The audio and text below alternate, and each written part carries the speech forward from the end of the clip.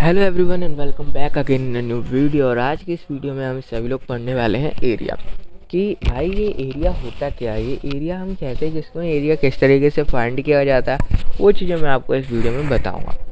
सबसे पहले हम बात करते हैं एरिया की, आखिर एरिया होता क्या है। जैसे कि सपोज करो आपके पास क्या है, एक फील्ड है, स्क्वायर फील्ड है, ठीक है, जो कि एक रेक्टेंगल शेप में है। रेक्टेंगल शेप में एक स्क्वायर फील्ड है। आपको ये जानना है कि मैं भाई इसमें कितने बॉक्सेस रख सकता हूँ, ठीक है, इसकी स्पेस क्या है। यहाँ पर बॉक्सेस छोड़ो, मैं इसमें स्पेस क्या है, स्पेस की मैं कितने यहाँ पर सामान रखूँ, बॉक्सेस में नहीं, कितना सामान मैं यहाँ पर रख सकता हूँ, कितना सामान मैं यहाँ पर रख सकता हूँ, चाहे वो बॉक्स हो चाहे कुछ भी हो, ठीक है, इसमें मैं कितना सामान रख सकता हूँ इस स्क्वायर, इस रेक्टेंगल के अंदर। तो जो अंदर की जितना सामान रख सकते हैं, जो स्पेस है अंदर की, अंदर हम क्या क्या रख सकते हैं, कितना रख सकते, क्या क्या नहीं, कितना रख सकते हैं, उसको हम यहाँ पर क्या कहते हैं, एरिया। एरिया मतलब कि अंदर हम कितना, इसके कैपेसिटी कितनी है हम किसी भी चीज़ को रखने की, तो उसको हम यहाँ पर क्या कहते हैं, एरिया कहते हैं। कि भाई उसका एरिया क्या है, कि उसका एरिया क्या है, चाहे रेक्टेंगल का एरिया हो, स्क्वायर का हो, किसी भी चीज़ का, कोई भी शेप हो सकती है, उसका एरिया क्या है, ताकि हम उतना कैपेसिटी का सब्सटेंस रख सकें। इसको हम क्या कहते हैं, एरिया। अब बात करते हैं यहाँ पर डिफरेंट टाइप्स की चीज़ें हो सकती हैं। जैसे कि तो मैंने स्क्वायर का एक एग्जाम्पल, रेक्टेंगल का एक एग्जाम्पल ले लिया। एरिया तो किसी भी चीज़ का हो सकता है, चाहे वो रेक्टेंगल हो, स्क्वायर हो, सर्कल हो, मतलब बहुत सारी चीज़, किसी का भी हमारा एरिया फाइंड आउट कर सकते हैं, किसी का भी एरिया। तो हमें क्या होना चाहिए, पता होना चाहिए ना कि किस चीज़ का एरिया कैसे निकलेगा।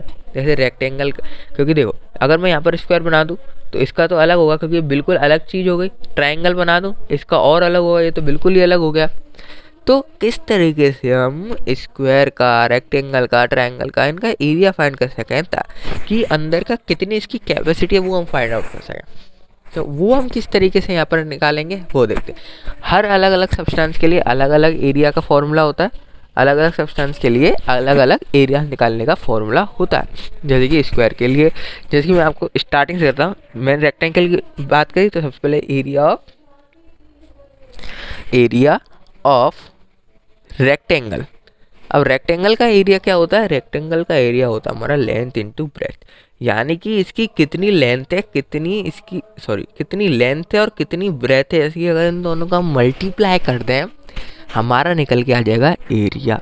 अगर इन दोनों का मल्टीप्लाई कर दें तो हमारा यहाँ पर क्या निकल के आता है, एरिया। अगर इन दोनों का आपने जैसे मल्टीप्लाई किया आपका एरिया यहाँ पर फाइंड आउट हो जाएगा। जैसे कि एग्जांपल के तौर पे देखता हूँ, तो आपके पास अगर मान लो रेक्टेंगल है जिसकी उसकी ब्रेथ है 3 और लेंथ है 5। लेंथ रेक्टेंगल में बड़ी होती है, ठीक है, ये बात आपको पता ही होगी। तो इसका अगर आपको एरिया फाइंड करना हो तो किस तरीके से आप फाइंड आउट कर सकते हैं, 5 इंटू 3 कर दो, 5 3 15 होता है। और एरिया की यूनिट हमेशा स्क्वायर यूनिट होती है, यानी कुछ भी हो यूनिट, इधर यूनिट का मतलब क्या है, मीटर, सेंटीमीटर, जो भी क्वेश्चन में गिवन हो, जो भी क्वेश्चन में गिवन हो, अपने मन से मत लगा देना, जो भी क्वेश्चन में गिवन हो उसको हम यूनिट कहते हैं, और स्क्वायर लगेगा उसमें। यानी कि जैसे कि इसमें मान लो 3 मीटर है, तो जो हमारा एरिया निकल के आएगा 5 इंटू 3 यानी कि 15 मीटर स्क्वायर, उसमें स्क्वायर लगा देना। इतनी सी बात समझ में आ गई आप लोगों को कि एरिया की यूनिट क्या होती है। मैं यहाँ पर लिख देता हूँ अलग से, यूनिट ऑफ एरिया, AREA। तो इसकी एरिया की जो हमारी यूनिट होती है वो होती है हमारी स्क्वायर यूनिट, स्क्वायर यूनिट। यानी कि जो भी यूनिट है उसका आप स्क्वायर कर दें तो हमारा एरिया की यूनिट यहाँ पर फाइंड आउट हो जाएगी। ये तो बात थी, हमने किस तरीके से रेक्टेंगल का एरिया यहाँ पर फाइंड आउट किया। इस तरीके से आप क्या कर सकते हो, अगर आपको एरिया गिवन है, देखो एरिया गिवन है तो, और लेंथ इंटू ब्रेथ, आपको ब्रेथ नहीं गिवन, तो क्या कर सकते हो, ब्रेथ आसानी से फाइंड आउट कर सकते हो, एरिया अपन लेंथ कर दोगे ब्रेथ आ जाएगी। या फिर लेंथ नहीं गिवन तो क्या करोगे, एरिया अपन ब्रेथ कर दोगे तो लेंथ आ जाएगी। तो कुछ भी कर सकते हो आप इस तरीके से, ठीक है। बात हम मेनली एरिया की कर रहे थे, तो एरिया का फॉर्मूला रेक्टेंगल के लिए क्या होता है, लेंथ इंटू ब्रेथ होता है। इसी तरीके से अगर बात करें पेरीमीटर की, अब एरिया की बात करिए तो रेक्टेंगल का एक पेरीमीटर और बता देते हैं। पेरीमीटर मतलब, पेरीमीटर होता है हमारा जितनी इसकी ये साइड। अगर आपसे बोला मेरे को वायरिंग करनी है इस रेक्टेंगल में, वायरिंग मतलब कि बाउंड्री करनी है तारों की इस रेक्टेंगल में, भाई मेरे को बता दो कितना तार लगेगा मेरे को। तो उस केस में क्या करना पड़ता है हमें, उस केस में पेरीमीटर निकालना पड़ता है। डिफरेंस देख लो, एरिया का डिफरेंस क्या होता है और पेरीमीटर का डिफरेंस क्या होता है। इन पेरीमीटर में हम क्या करते हैं, कोने कोने का ये निकालते हैं, कोने कोने का। और एरिया में क्या करते हैं, एरिया में अंदर का मान कितना हो सकता है वो निकालते हैं, अंदर कितना मान। डिफरेंस समझ में आ रहा है ना आपको, पेरीमीटर और एरिया क्या होता है। Perimeter means side side, area means अंदर का, ठीक है। ये चीज़ जो होती है डिफरेंस होता है पेरीमीटर और एरिया के बीच, लोग कुछ उल्टा लिख देते हैं कभी कभी, तो वो है। तो पेरीमीटर की बात करें अगर रेक्टेंगल की, तो 2 इंटू एल प्लस बी होता है, 2 इंटू एल प्लस होती है। हम एरिया की बात करें तो अब एरिया की बात करेंगे यहाँ पर। अब बात करते हैं एरिया ऑफ स्क्वायर।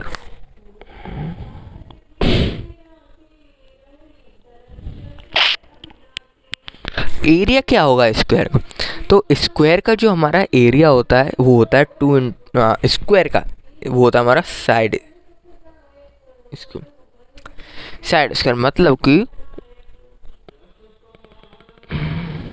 ये हमारा समझ लो स्क्वायर है, तो उसकी साइड ए मान लो, स्क्वायर की तो साइड इक्वल होती है, तो इसका स्क्वायर कर दो, एक साइड का स्क्वायर, तो इतना एरिया हमारा होता है एक स्क्वायर का।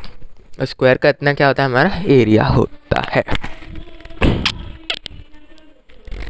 स्क्वायर के बाद बात करते हैं, अगर आपके पास क्या है, रूम है जिसमें 4 दीवारें खाली, ऊपर से नहीं है, रूम है, यानी कि area of 4 walls, LLS 4 walls.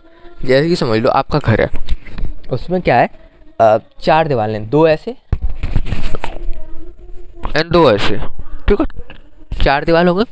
तो 4 जो दीवार है उसका एरिया निकालना, ऊपर कुछ नहीं नीचे कुछ नहीं, कहाँ तक देखना, 4 दीवार का खाली एरिया निकालना, 4 दीवार का, 1 2 3 4 दीवार का एरिया निकालना। तो उसका फॉर्मूला क्या होता है, उसका फॉर्मूला यहाँ पर होता है 2 into L plus B into H, 2 into L plus B into H, ठीक है। फॉर्मूला क्या होता है 2 into L plus B into H, क्योंकि आगे जब आप क्वेश्चन करोगे तो उसमें वॉल्स का क्वेश्चन आएगा, जिसमें आपसे पूछा जाएगा कि बताओ कि आपके पास 4 दीवारें, ऊपर से नहीं है नीचे से नहीं है, तो अब आपको एरिया फाइंड करने के बोल देंगे, तो आप कंफ्यूज ना हो, इसलिए बता दो उसका फॉर्मूला होता है 2 into L plus B into H. खत्म हो गई यहाँ पर बात। अब बात करते हैं एरिया ऑफ ट्रायंगल की। एरिया ऑफ, मैं ए लिख रहा हूँ, ए मतलब एरिया, ठीक है, समझ लेना, ए मतलब एरिया। एरिया ऑफ ट्रायंगल का होता है हमारा 1/2 into base into height. Triangle कुछ इस तरीके का होता है, इसकी हाइट ये और बेस ये निचला हिस्सा जो है इसका, ये होता है हमारा बेस, ये होता है हाइट। आप बेस इंटू हाइट कर दो, आपका एरिया यहाँ पर फाइंड आउट हो जाएगा। सब में चाहे कोई सा भी हो, चाहे स्क्वायर हो, रेक्टेंगल हो, सर्कल हो, यूनिट उसकी हमेशा सेम रहेगी, स्क्वायर यूनिट जितनी भी उसकी हो, मीटर सेंटीमीटर, तो मीटर स्क्वायर सेंटीमीटर स्क्वायर वो रहेगी, यूनिट हमेशा सेम रहेगी, चाहे कोई भी हमारा कोई भी फिगर हो, ठीक है। तो ये था हमारा एरिया ऑफ ट्रायंगल। अब बात करते हैं हम अगला, area of an equilateral triangle. ये तो खाली ट्रायंगल था, इक्विलैटरल ट्रायंगल एक मतलब किस तरीके से आप एरिया फाइंड कर सकते हो इक्विलैटरल ट्रायंगल का, तो वो किस तरीके से होगा वो देखो। ये तो खाली ट्रायंगल था, इसमें साइड अलग अलग हो सकती हैं दोनों, ये अलग हो सकता है, पर इक्विलैटरल ट्रायंगल में क्या होता है, हमारे एंगल 90 डिग्री के होते हैं, सारी साइडें बराबर होती हैं। तो अगर आपको एरिया ऑफ इक्विलैटरल ट्रायंगल कितना होता है, √3/4 a square, √3/4 a square, where a is a side. मान लो ये इक्विलैटरल ट्रायंगल जिसकी साइड ए है, तो √3/4 ए स्क्वायर। इस तरीके से आप क्या कर सकते हो, इसका एरिया यहाँ पर फाइंड आउट कर सकते हो, area of an equilateral triangle. किस चीज़ का एरिया है, एरिया है ये इक्विलैटरल ट्रायंगल का। इस तरीके से अगर बात करें area of parallelogram, area of parallelogram, parallelogram को हम इस तरीके से यहाँ पर लिख सकते हैं, ठीक है, सॉरी। अब एरिया ऑफ पैरेललोग्राम यहाँ पर क्या होता है, एरिया ऑफ पैरेललोग्राम होता है हमारा बेस इंटू हाइट, ठीक है। ये तो बेसिक चीज़ें हैं जो कि नॉर्मल फार्मूला है, वही मैं आपको बता रहा हूँ ताकि आप एक बार रिवाइज हो सके आपका फार्मूला। तो एरिया ऑफ पैरेललोग्राम क्या होता है हमारा, बेस इंटू हाइट। इसी तरीके से अगर बात करें एरिया ऑफ रोम्बस की, एरिया ऑफ रोम्बस। तो रोम्बस का हमारा क्या होता है, area 1/2 into product of diagonals. क्या, product of diagonal, product of triangle. जैसे ये बना, तो जो इसकी डायगनल है इन दोनों का प्रोडक्ट कर दो तो आपका यहाँ पर क्या निकल जाएगा, और उसको 1/2 से मल्टीप्लाई कर दो तो आपका एरिया फाइंड आउट हो जाएगा रोम्बस का। इसी तरीके से अगर आप बात करें area of trapezium, area of trapezium की बात करें तो एरिया ऑफ ट्रेपेजियम ऐसा दिखता है। तो अब एरिया ऑफ ट्रेपेजियम क्या होता है, एरिया ऑफ ट्रेपेजियम होता है 1/2 into sum of parallel side, parallel side, sum of parallel side into distance between them. इन दोनों के देखो सम ऑफ पैरेलल साइड यानी कि ये इसका सम कर दो और इनके बीच में कितना डिस्टेंस है, यानी कि डिस्टेंस बिटवीन देम उसका मल्टीप्लाई कर दो तो भाई आपका एरिया फाइंड आउट हो जाएगा। तो आप लोगों को क्या फाइंड आउट हो जाएगा, एरिया फाइंड आउट हो जाएगा कि एरिया क्या है ट्रेपेजियम का। याद रखना ट्रेपेजियम का एरिया क्या होता है, 1/2 sum of parallel side into distance between parallel sides. इस तरीके से आप क्या फाइंड आउट कर सकते हो, एरिया फाइंड कर सकते हो ट्रेपेजियम का। अब एरिया ऑफ सर्कल की मैं क्या ही बात करूँ, एरिया ऑफ सर्कल सबको पता ही होगा, एरिया ऑफ सर्कल πr²। अब बात करते हैं हम एरिया ऑफ सेमी सर्कल की। ये कुछ लोगों को नहीं पता होगा तो वो बता दूं, एरिया ऑफ सेमी सर्कल। अब सेमी सर्कल का एरिया का क्या फॉर्मूला होता है, तो सेमी सर्कल के एरिया का फॉर्मूला होता है हमारा πr²/2। क्या होता है, πr²/2 सेमी सर्कल का, πr²/2। अगर इसकी बात ही कर ली मैंने सेमी सर्कल की, तो इसका सरकमफ्रेंस भी आपको बता दूं, सरकमफ्रेंस, ठीक है, इसका सरकमफ्रेंस मतलब पेरीमीटर। तो इसका सरकमफ्रेंस क्या होगा, पाई आर। इसका सरकमफ्रेंस यहाँ पर क्या होगा, पाई आर।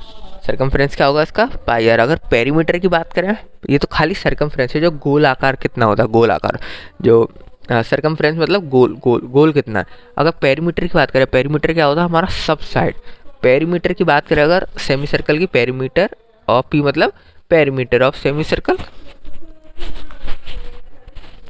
तो सरकमफ्रेंस तो रहेगा ही, पर सरकमफ्रेंस के साथ वहाँ पर ट्वाइस ऑफ आर जरूर सॉरी सरकमफ्रेंस तो यहाँ पर हमारा रहेगा ही, पर उसके साथ हाँ ट्वाइस ऑफ आर करोगे तो आपका क्या निकल जाएगा, पेरीमीटर फाइंड आउट हो जाएगा सेमी सर्कल का, ट्वाइस ऑफ आर। यानी इसकी रेडियस को ट्वाइस कर दो, आपका फाइंड आउट हो जाएगा पेरीमीटर। एक मिनट,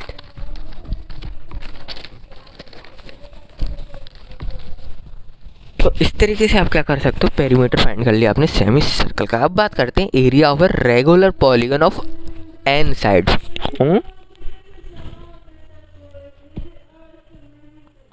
एरिया ऑफ रेगुलर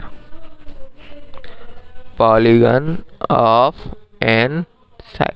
अगर एक रेगुलर पॉलीगन है आपके पास जिसकी साइड एन है और उसकी मतलब जो उसकी मान लो ए लेंथ है, ठीक है, रेगुलर पॉलीगन है, एन तो उसकी साइड हो गई यहाँ पर, with A the length of each side. Her side की लेंथ क्या हो गई हमारी, ए हो गई यहाँ पर। तो इसका एरिया निकालने का क्या फॉर्मूला होगा, रेगुलर पॉलीगन के एरिया निकालने का, जो भी उसकी लेंथ है उसका स्क्वायर कर दो, इनटू एन कर दो, एन जो इसकी साइड है यहाँ पर, इसके अपॉन 410 180 अपॉन एन। ये फॉर्मूला है, ये मतलब बहुत कम क्वेश्चन में यूज़ होता है पर कभी कभी यूज़ हो जाता है, इसलिए मैंने आपको ये इंपॉर्टेंट फॉर्मूला यहाँ पर बता दिया। Area of a regular polygon of n side with length of n each side a मान लिए, उसकी लेंथ मान ली मैंने साइड की ए है और सॉरी लेंथ उसकी ए है साइड की, और जो हमारा पॉलीगन है एन साइड का है, एन साइड का है और उसकी साइड की जो लेंथ है वो ए। ठीक, अब हम बात करते हैं एरिया ऑफ रेगुलर हेक्सागन की। A of regular hexagon of side n, side n मान लो उसकी, तो एरिया क्या होगा हमारा रेगुलर हेक्सागन का, वो होता है हमारा 3√3/2 एन स्क्वायर, 3√3/2 एन स्क्वायर, और यूनिट हमेशा सेम ही रहती है, स्क्वायर यूनिट। ठीक है, ये होता है हमारा एरिया, मतलब आप एरिया फाइंड कर सकते हो रेगुलर हेक्सागन का, अगर जिसकी साइड एन है, जिसकी साइड क्या है यहाँ पर एन, तो क्या होगा हमारा फॉर्मूला 3√3/2 ए स्क्वायर। अगर बात करें रेगुलर पेंटागन की, ये तो हमने हेक्सागन माना, area of regular pentagon, pentagon का क्या निकालो, जिसकी साइड मान लो एन है, ऑफ साइड एन, सॉरी दिख नहीं रहा होगा, जिसकी साइड आपके पास क्या है यहाँ पर एन, तो उसका फॉर्मूला क्या होता है 1.72 एन स्क्वायर। फॉर्मूला क्या होता है 1.72 एन स्क्वायर। ऑफकोर्स ये वाले फॉर्मूले आपको नहीं मालूम होंगे, या फिर कुछ लोगों को मालूम भी होंगे तो भूल गए होंगे, तो ये फॉर्मूले वैसे कम क्वेश्चन में यूज़ होते हैं पर आ जाते हैं कभी कभी, तो इन फॉर्मूले को ज़रूर से आप लोग यहाँ पर याद करें। ठीक है, ये 3 फॉर्मूले मतलब नॉर्मल हैं, ज़्यादा टफ फॉर्मूले नहीं है याद करना। तो ये था हमारा, आप मतलब मेन जो फॉर्मूले थे वो आपको पता ही हैं, जो छूट गए हैं उसके लिए मैं माफ़ी चाहूँगा। और ये मेन फॉर्मूले रेक्टेंगल, स्क्वायर, ये सब चीज़ आपको शायद पहले से पता होगी, फिर भी मैंने आपको एक बार रिवाइज करा दिया। जो बाकी फॉर्मूला ये भी याद करना। इसके बाद एक क्वेश्चन की वीडियो बनाऊंगा जिसमें एरिया के मैं क्वेश्चन कराऊंगा, तो उस वीडियो को भी ज़रूर से देख लेना, पूरा कंसेप्ट आपका यहाँ पर क्लियर हो जाएगा। मिलते हैं आप सभी लोगों से नेक्स्ट वीडियो में।